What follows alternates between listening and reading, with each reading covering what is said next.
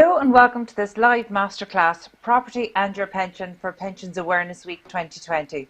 My name is Carol Talon and I'm here today to keep our pension masters from getting unruly.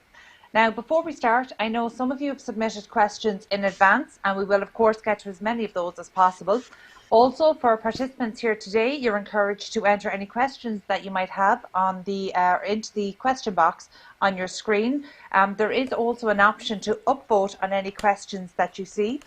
So just to get started today, certainly I'm no stranger to Ireland's love affair with property.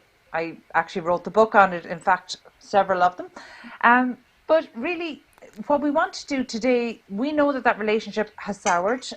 So today we want to get beyond the emotion, beyond the barstool rhetoric, and certainly beyond the hyperbole, because the reality is that a pension is one of the most attractive ways to build wealth through property.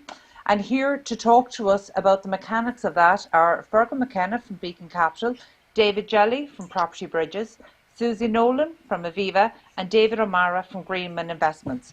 So to get started, Fergal, I'll hand it over to you. Thanks, Carol, and it's great to have you on board to help us promote this. My day job, I guess, at Beacon Capital, I'm a director at Beacon Capital, is on how to advise people on how to borrow money for investments in real estate. And we've partnered with MoneyCube on this awareness campaign to help promote the options across not just property, but a range of things to do with pensions. And the idea behind Pensions Awareness Week is really to demystify pensions. We find that people find it very complicated. So we're trying to change the conversation about that, or at least dial up the conversation. And I guess what we're trying to do is really get the ear of the customer when it comes to pensions.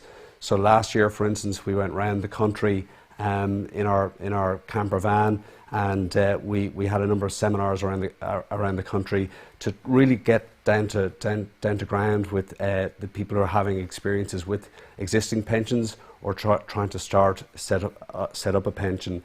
And we had some great feedback from that, and really that was the foundations for this year, where we have a number of different seminars.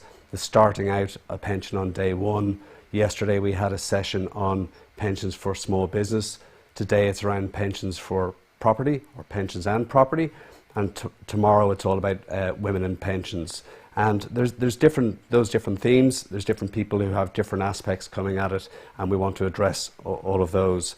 And I guess what we're really trying to do is get the ear of the customers out there, and get the voice of the customers, and have a bit more harmony with regards to the products that are available to people out there. And we can stop talking about a pension bomb, perhaps, and talk about the pension opportunity that exists.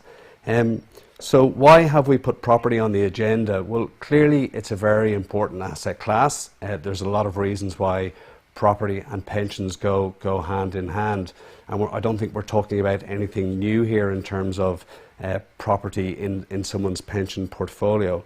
But in my job as an advisor on people borrowing money, there's plenty of anecdotal stories that I have about people who haven't realised, as they're investing in property outside of their pension, that there were options inside their pension, and they realised quite late on that actually, had they understood the options earlier on, that there were those options to create wealth within their pension. So the idea here is really to create a platform to allow people to communicate in an open way, to bring the options to the table, and really try and get the conversation going on that piece. There's also been a lot of changes in the market. The big elephant in the room, I guess,